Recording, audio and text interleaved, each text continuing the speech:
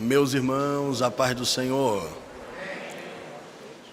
Eu quero tecer gratidão a Deus por essa rica oportunidade que Ele me concede de, uma vez mais, voltar a esta casa de oração para poder cultuar a Deus com os irmãos e nesta noite de domingo, nós tivemos aqui por 2 vezes na quarta-feira e aprove o Senhor preparar essa noite de domingo para nós estarmos com os irmãos. E para mim é uma grande satisfação estar com os senhores. Obrigado, pastor Paulo, pela receptividade sempre. Deus abençoe o senhor. Eu não sabia que o senhor tinha operado, mas eu quero desejar saúde. Boa recuperação, porque sem saúde a gente não faz nada, né? E eu sei que o senhor, é verdade, eu sei que o senhor é um homem de projetos e há grandes projetos a ser alcançado ainda. E com saúde o senhor conquistará. Pastor Walter, Wagner, né? Wagner, é bom nos reencontrarmos novamente, Deus abençoe. Esse príncipe aqui já foi carioca lá, né? 5 anos, né? Deus abençoe o senhor, é bom estarmos juntos. Todos os obreiros aqui cordialmente. Evangelista Josimar, também um grande pregador da palavra, obrigado por sua companhia, viu?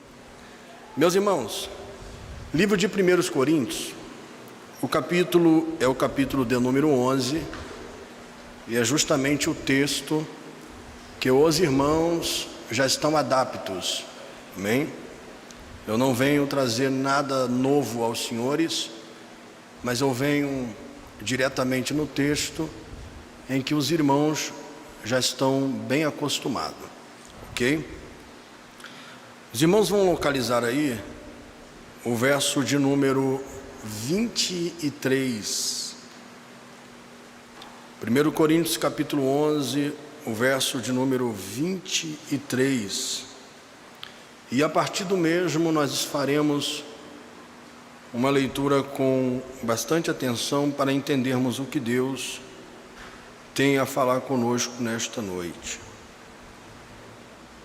Diz a palavra do Senhor assim: pois eu recebi do Senhor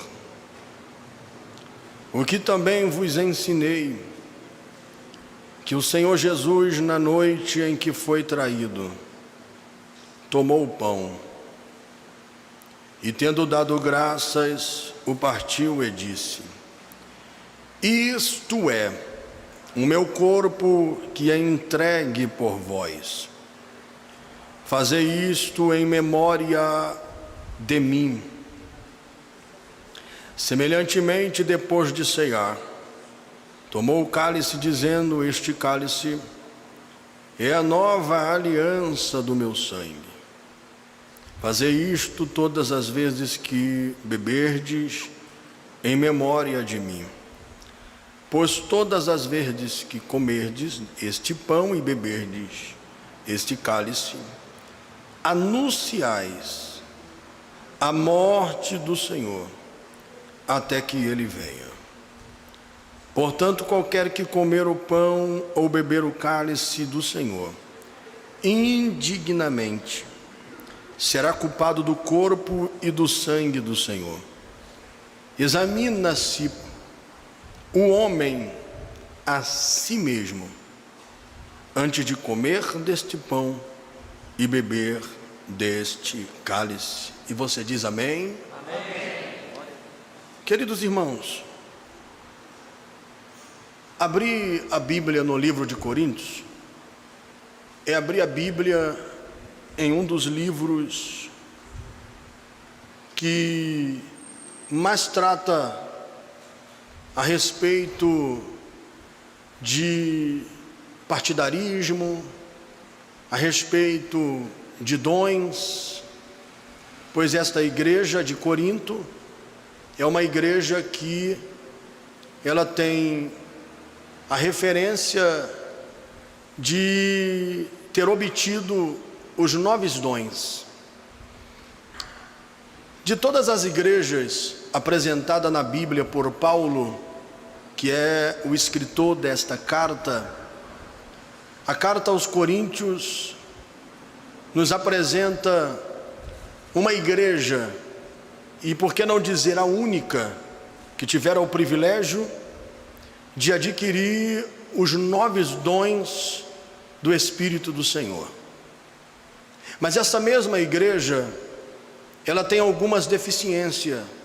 Parece estranho dizer que esta igreja tem algumas deficiências, até porque parece estranho, porque igrejas é composta de problemas.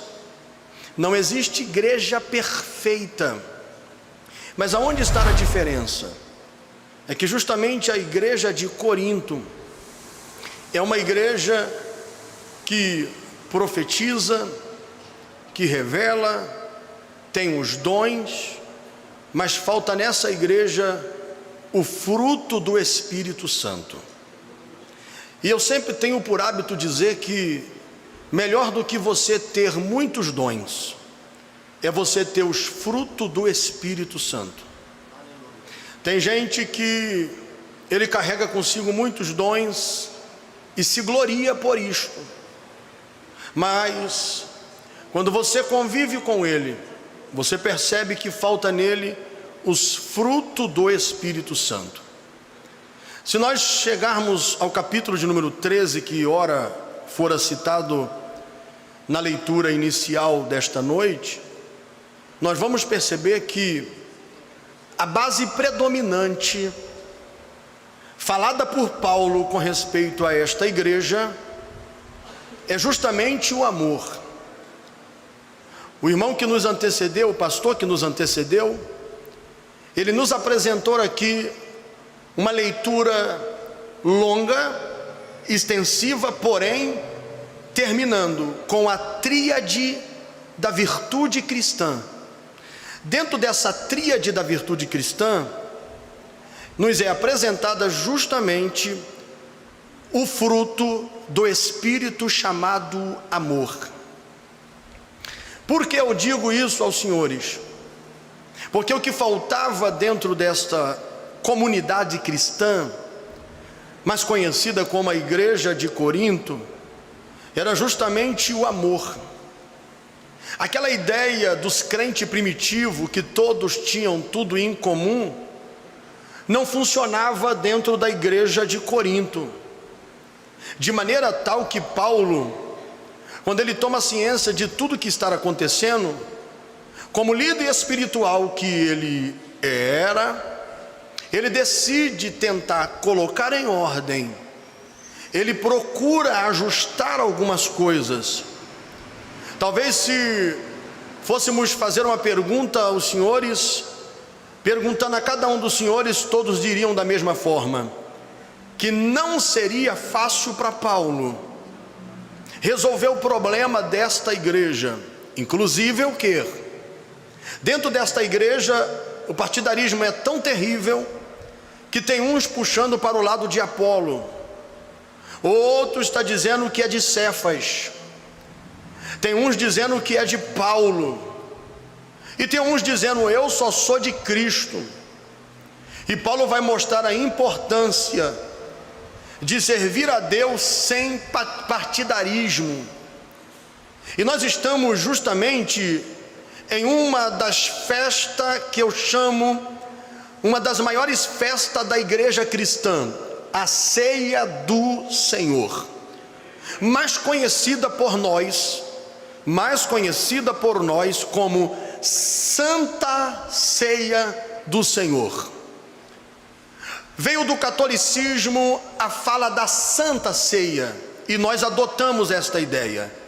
Não é que a ceia é santa, ou é participada por pessoas extremamente santas, mas somos cristãos, salvos em Cristo Jesus, que estamos em busca da perfeição.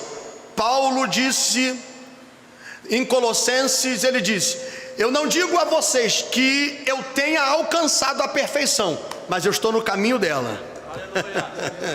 Eu estou em busca dela, porque quando chegarmos ao grau de perfeição que a Bíblia nos apresenta, eu acredito assim, pastor Eliel Lopes, eu acredito que esse ambiente em que nós vivemos, este globo térreo a qual nossos pés estão pisando, não vai nos comportar mais, de maneira que Deus fará assim como fez com Enoque, fará conosco, nos retirando.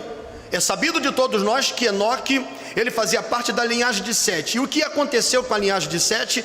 Toda a linhagem de Sete se entregou à degradação moral, à degradação social, à degradação política da época. Todos foi se degradando. Só que Enoque disse: eu escolho andar com Deus. E estou no meio de um monte de gente que está se entregando ao pecado, mas eu estou escolhendo fazer a diferença. Eu estou escolhendo seguir os padrões da vontade divina. Quais são eles? Digo aos senhores: andar em santidade. O escritor aos Hebreus diz que o único meio para encontrarmos com Deus, estarmos com Deus, o único meio é através da comunhão e da santificação. O mesmo disse em Hebreus 12:14: segui a paz com todos, é a santificação, sem a qual ninguém verá o Senhor. Ora, irmãos, justamente nesse momento cerimonial, a melhor festa da igreja, que é a ceia do Senhor, esse momento é propício para nós apresentarmos alguns fatores importantes que agrega a ceia do Senhor. O primeiro fator que eu posso usar para os senhores aqui e dizê-los é que a ceia é um memorial. Paulo fala isto. Na nossa linguística do português, memorial significa acontecimentos históricos, mas à luz da Bíblia é a lembrança de um sacrifício vivo. É por isso que quando o texto diz: fazei isto em memória, não é in memória. E pega isso aqui se você puder, por gentileza, porque quando nós falamos em memória, estamos lembrando de alguém que um dia esteve vivo, mas agora está morto e não vai existir mais. Porém, quando nós dizemos fazer isto em memória, estamos falando de alguém que morreu, mas reviveu e está vivo para todo sempre. E isso é muito simples de entender, porque você já sabe que quem está vivo para todo sempre é Jesus de Nazaré. E ele não só está vivo para todo sempre, como ele também deixou uma promessa para a igreja, e nós fazemos parte desta promessa. A maior promessa de Jesus não foi nos dar carro zero, casa própria, riquezas, maravilhas nessa terra. Não é que você não possa ter, porque ele é bíblico. Isaías capítulo de número 1, verso de número 18: se quiseres, crerdes e deres ouvido, comereis o melhor desta terra. Então está na Bíblia e eu acredito, e você também pode acreditar. Só que a maior promessa de Jesus feita à igreja é que ele vai voltar para nos buscar. E nós, como igreja, precisamos estar preparados para este fenômeno. Agora, eu disse aos senhores, o primeiro fator é a lembrança, é trazer à memória o sacrifício de Jesus na cruz do Calvário. A ceia do Senhor nos arremete a lembrar que Jesus passou por um processo complexo, difícil, deplorável, que ele não recuou, e foi contra o sistema político da época, foi contra o sistema religioso, foi contra o sistema cultural e cumpriu o propósito para a salvação da humanidade. Jesus, ele derrama o seu sangue na cruz do Calvário por amor a uma humanidade corrompida e para promover perdão a quem não merecia perdão. Então a ceia do Senhor nos arremete lembrança, e nós não podemos esquecer que nós não estamos aqui porque merecemos, nós não estamos aqui porque somos bons, nós não estamos aqui porque a nossa família é a melhor família da cidade ou do bairro que nós moramos. Nós só estamos aqui porque Jesus decidiu entregar a sua vida por nós. E este momento, esta cerimônia faz nos lembrar, nos arremete o momento sacrificial, faz nos recordar o processo em que Jesus enfrenta para hoje nos dar o direito de salvação, de vida eterna, para hoje nos promover perdão. Nós estamos aqui porque Ele nos justificou. Nós estamos aqui porque Ele nos arrancou da condenação para nos dar a vida eterna com Ele. Então o primeiro fator é lembrança. É impossível pegar o pão e não nos lembrarmos do processo do Calvário. É impossível pegar o cálice com o suco da uva, que é tudo isto simbólico, e não nos lembrarmos do processo da cruz. O processo da cruz é que nos faz estar aqui. É por intermédio do Calvário que nós estamos aqui. Por causa de Jesus que a igreja de Cristo está de pé. Satanás com seus adeptos tem investido pesado, tem feito de tudo para a igreja não vencer, mas a igreja foi levantada na terra, e ela não foi levantada para vencer, ela já é mais do que vencedora em Cristo Jesus. E isso é isso mesmo, o motivo de nós glorificarmos, porque nós não vamos vencer, nós já somos vencedores em Cristo. Ele venceu por nós na cruz do Calvário. É por isso que todo momento que Jesus vai passar por todo o processo da cruz, todo momento que ele passa pelo processo da cruz, a estratégia do diabo é arrancar Jesus do propósito. A estratégia de Satanás é tirar Jesus do propósito. E guarda isso aqui com os senhores. Todas as vezes que o diabo quer tirar alguém do propósito, ele não vai usar um espírito ruim que habita nas regiões celestiais. Ele vai usar pessoas. Ele vai usar gente que muitas vezes está próxima de você e que você não imagina que será usado. Jesus tinha pessoas próximo dele e que, por incrível que pareça, fora usado para arrancá-lo do propósito.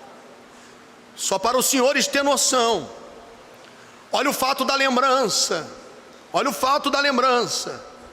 Quando Jesus está na cruz do Calvário, João capítulo 19, onde ele está na cruz do Calvário de braços abertos, é colocado uma outra cruz. Na cruz da esquerda tem um malfeitor, na cruz da direita tem outro malfeitor. Eu dei um nome a essas cruzes. Essas cruzes eu chamo de no-para-pelos. Pega isso, por favor. No-para-pelos. Por que, pastor Eliel? Porque em uma cruz tem um que vai morrer no pecado. Em outra cruz tem outro que vai morrer para o pecado. Mas na cruz do meio tem um que está morrendo pelos pecados. Só que até concluir o propósito, o ladrão da esquerda está dizendo: se tu és o Cristo, o Filho do Deus vivo, desça daí. Ele está dizendo: sai do propósito, quebra o propósito, não dê perdão a quem não merece, não justifique a quem não merece, desça da cruz. Você pode descer, salvar a você mesmo e salvar a nós também. Só que Jesus não dá importância, e quem entra em defesa é o ladrão da direita, que está dizendo: rapaz, você está falando besteira. Esse homem da cruz do meio, ele não cometeu nenhum delito para poder estar aqui, mas nós estamos aqui porque merecemos. De maneira que o ladrão da direita entende o propósito, aí ele vai morrer para o pecado, enquanto a partida o ladrão da esquerda vai morrer no pecado, porque disse Anthony Rubi: escolha define destino. E se escolha define destino, ele está escolhendo o destino dele. Mas enquanto a partida do ladrão da direita está olhando para Jesus e está dizendo: lembra-te de mim quando entrares no teu reino. Ele está dizendo: eu estou entendendo que o Senhor está aí por um propósito. O Senhor não caiu de paraquedas, o Senhor não está aí por acaso, o Senhor está aí por um propósito. E em Apocalipse, capítulo de número 19, João disse que o Cordeiro foi crucificado desde a fundação do mundo. Oh, glória a Deus! Jesus não estava na cruz por acaso, ele estava ali por um propósito. Isso é motivo de nós engrandecermos o nome dele nesta noite cerimonial de ceia do Senhor. Lá vai aqui o segundo fator que a ceia pode promover, ou por que não dizer, pode não, ela promove. O segundo fator que a ceia promove: comunhão. Vê se você pode pegar isso. A ceia promove comunhão. Só que eu preciso dizer aos senhores: a comunhão é o seguinte, ela é, primeiro, horizontal, depois ela é vertical. Senhoras e senhores, não é suficiente dizer que tem comunhão vertical se a comunhão horizontal não está transcorrendo bem. O problema de muita gente é achar que dá para levar a vida a moda vamos embora. Lá vai, porque eu estou guiado pelo Espírito para dizer a alguém: esse momento não é um momento que você vem aqui, come do pão, bebe do cálice, vira as costas, vai embora para casa e no próximo mês você faz a mesma coisa, mas você não tem relacionamento com o seu irmão. A comunhão promove relacionamento. E só vai pegar aqui quem quiser isso aqui, quem está ligado para pegar, porque a lição dos crentes primitivos é esta. E se você acompanhar a Bíblia em Atos dos Apóstolos, capítulo de número 2, no verso de número 42, diz o texto: e perseveravam na doutrina dos apóstolos, na comunhão. Aleluia. Não adianta dizer: eu estou em comunhão com Cristo, mas você não comunica-se com o seu irmão, você não fala com o seu irmão, você não consegue abraçar seu irmão, você não tem comunhão com seu pai, você não tem comunhão com a sua mãe, você não tem comunhão com o seu pastor, você não tem comunhão com o membro da igreja. Como membro dessa igreja, você não comunga de um relacionamento com o outro membro que faz parte dessa comarca. E o Espírito está dizendo: para ter comunhão na vertical, primeiro tem que ter comunhão aqui na horizontal. e não tem como disfarçar no reino, porque no reino Jesus conhece quem está e quem não está. Oh, glória a Deus! Oh, glória a Deus! Oh, glória a Deus! Aleluia! Então segura isso aqui. Se você não entende a importância da comunhão na horizontal, não diga que na vertical você está bem. Não diga que na vertical está tudo perfeito. Vem comigo na Bíblia, por favor. Livro de 1 João. Você que puder acompanhar, acompanhe por gentileza, se for possível. Livro de 1 João. Veja o que João escreve na sua epístola. Glória a Jesus. 1 João capítulo de número 1. Olha o que ele diz. Verso de número 4. Estas coisas vos escrevo, para que a nossa alegria seja completa. Esta é a mensagem que dele ouvimos e vos anunciamos, que Deus é luz. Deus é o que, gente? Deus é luz, e nele não há treva alguma. Lá vai, verso 6. Se dissermos que temos comunhão com ele e andamos nas trevas, mentimos e não praticamos a verdade. Ou seja, se na horizontal eu não estou bem, eu ainda estou em trevas, e não há verdade nos meus lábios. E o Espírito está dizendo para alguém nesse cerimonial, nesse culto cerimonial de ceia, o Espírito está dizendo a alguém: tenha comunhão na horizontal, para depois você ter comunhão na vertical. Oh, glória a Deus, aleluia. Qual é o conselho de Paulo aos crentes de Corinto? Paulo está dizendo: meus irmãos, vocês precisam entender o propósito da ceia. Vocês precisam discernir o corpo do Senhor. Espera aí, se eu não estou entendendo o propósito, se eu não estou conseguindo discernir o corpo do Senhor, em vão é tudo que eu estou fazendo. Aí Paulo diz: aquele que come e bebe sem discernir, pega isso por favor, ele está comendo e bebendo para sua própria condenação, porque não está discernindo o corpo do Senhor. Oh, glória a Deus. Então o segundo fator da ceia do Senhor chama-se comunhão.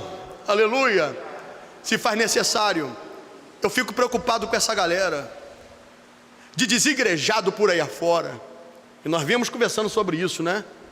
Essa galera, essa turma que diz que não precisa desse ambiente, essa galera que diz que não precisa da ceia do Senhor, essa galera que diz que eles são a igreja. Não, eu sou a igreja, eu não preciso estar naquele tempo porque eu sou a igreja.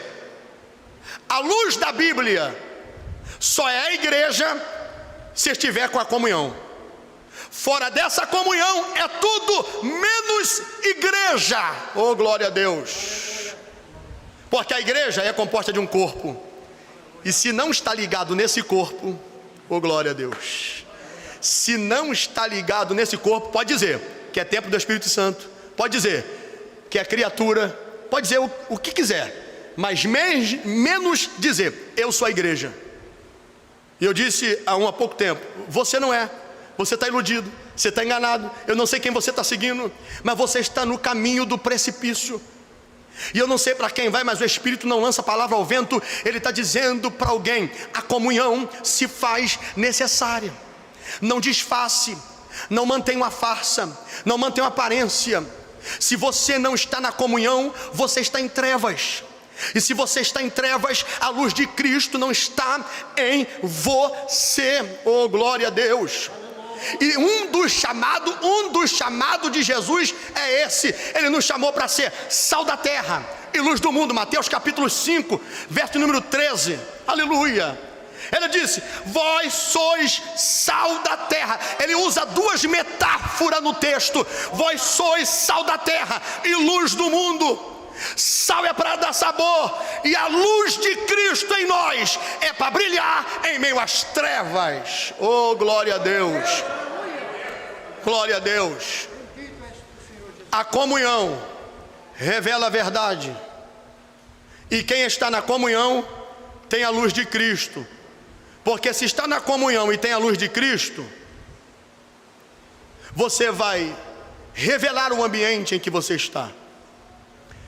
Porque se tem uma coisa que a luz tem poder de fazer, é revelar o ambiente. Glória a Deus. Mas deixa para outro momento, outra ocasião. Vem comigo aqui. Terceira coisa que a ceia pode promover: saúde no corpo físico e saúde espiritual. Aleluia. Vou repetir aqui, ó. Saúde para o corpo físico e saúde para a vida espiritual. Para quem leva este momento a sério, toma por responsabilidade, ao comer do pão, você está recebendo vida em você. A sua estrutura física é tocada pelo Espírito Santo, e você ganha saúde para vencer mais um mês. Se é que eu posso liberar essa profecia para a tua vida, pega quem quiser, porque eu venho na companhia do Espírito dizer para alguém que nessa noite você vai comer do pão, e a saúde que você precisa vai ser liberada pelo Espírito Santo sobre a tua estrutura física. Prepare-se para receber saúde na estrutura física. Lembra do que Paulo disse? Por não discernir o corpo do Senhor, tem muitos fracos e doentes. E não é doente só espiritualmente, não, é doente na estrutura física. Mas se você está aqui discernindo bem o corpo do Senhor, se você está discernindo bem o corpo do Senhor, prepare-se para receber saúde. Como foi que você entrou aqui? Tem algum caroço aí? Desaparece hoje. Qual é o tipo de enfermidade? Desaparece hoje. Quando você comer do pão, receberás a cura para a glória de Deus Pai. A dor que você entrou aqui vai desaparecer para a glória de Deus Pai. Entrou aqui desanimado, sem ânimo, sem inspiração no Espírito, a renovação do Espírito virá sobre a tua vida quando você beber desse suco que será entregue ao Senhor, em gratidão pela morte de Cristo na cruz do Calvário.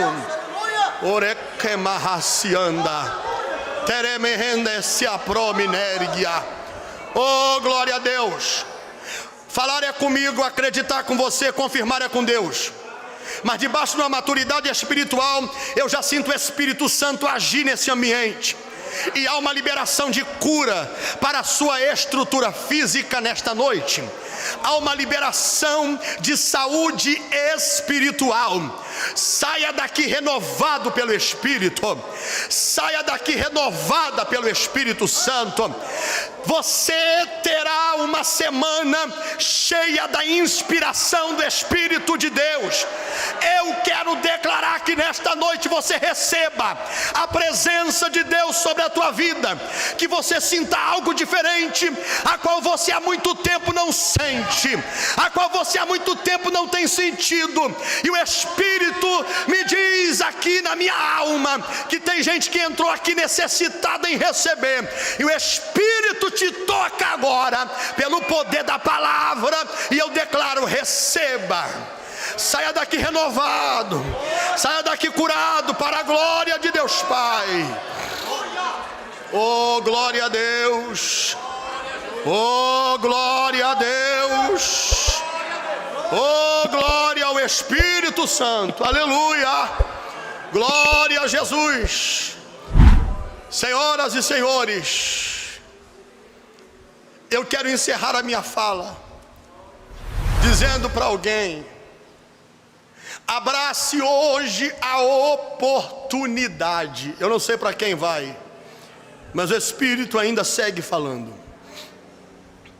Abrace hoje a oportunidade, nem que seja para renovar a aliança com Deus, porque não dá para permanecer tocando no pão, tocando no cálice, mas fora da comunhão horizontal e fora da comunhão vertical. O problema de muitos crentes hoje é carregar a síndrome do filho pródigo. Está dentro da casa do pai, mas longe da comunhão com o pai. Está dentro da casa do pai, mas já perdeu o relacionamento com o pai. Está dentro da casa do pai, mas perdeu a essência com o pai. Aleluia. Uma hora o Espírito vai expurgar. Oh, glória ao Espírito Santo.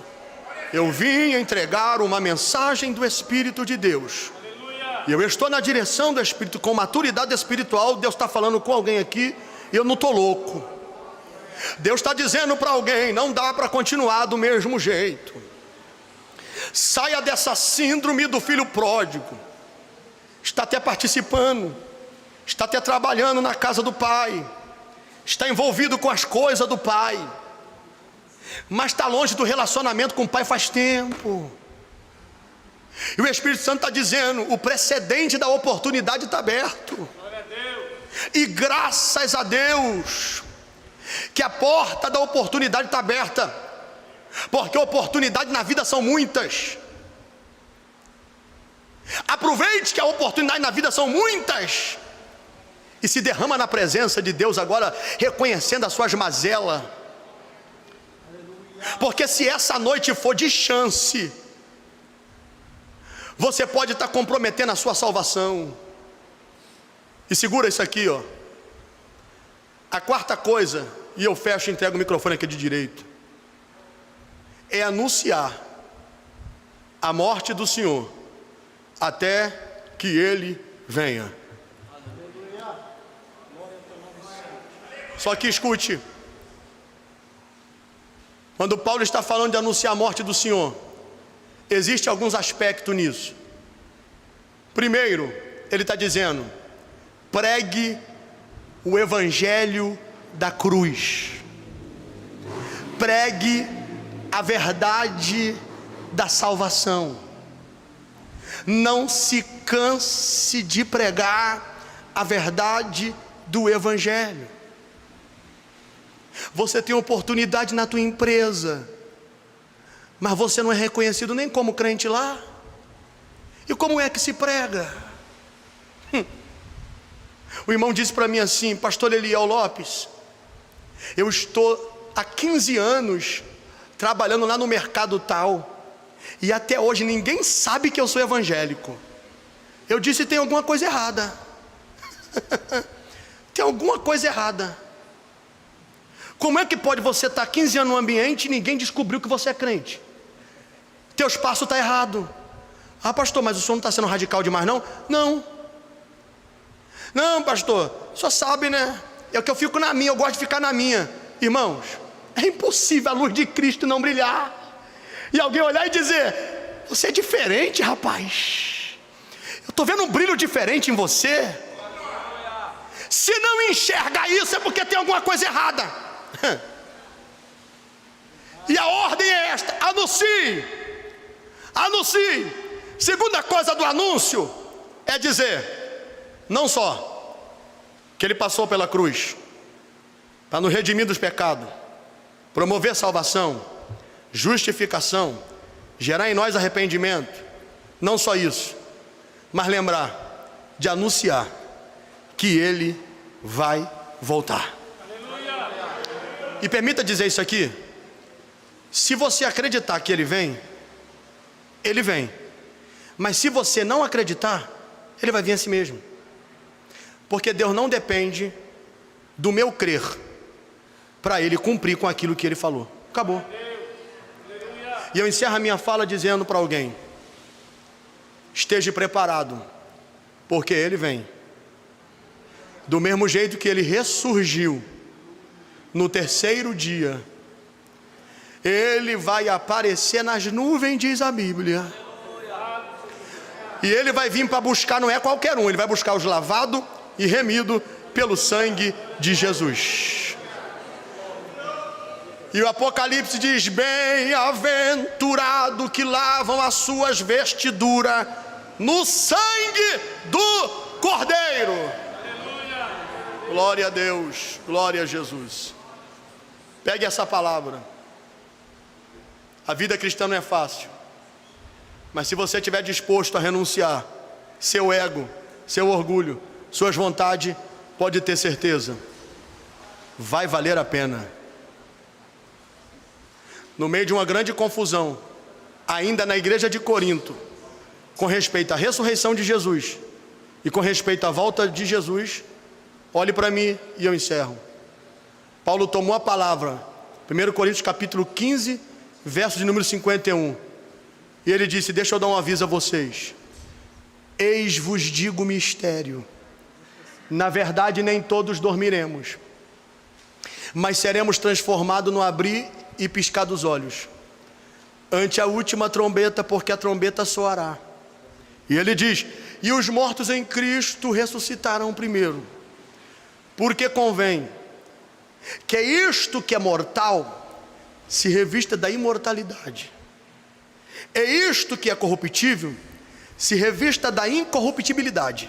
Aí Paulo prossegue: e quando isto que é mortal se revestir da imortalidade, e o que é corruptível se revestir da incorruptibilidade, então cumprir-se a palavra que escrita está: tragada foi a morte na vitória. Onde está, ó morte, o seu aguilhão? Ele diz: o aguilhão da morte é o pecado, e a força do pecado é a lei. Mas ele prossegue concluindo a fala, dizendo: mas graças a Deus, que nos dá vitória, por nosso Senhor e Salvador Jesus Cristo. Aí ele fecha o verso número 58 dizendo: portanto, meus amados irmãos, sede firmes e constantes, sempre abundante na obra do Senhor, sabendo que o vosso trabalho não é vão no Senhor. O que é que tem? Tem uma recompensa. Oh, glória a Deus. Então seja fiel, porque Ele falou que vem, e Ele virá. Deus abençoe a sua vida. Amém. Obrigado, meu chefe.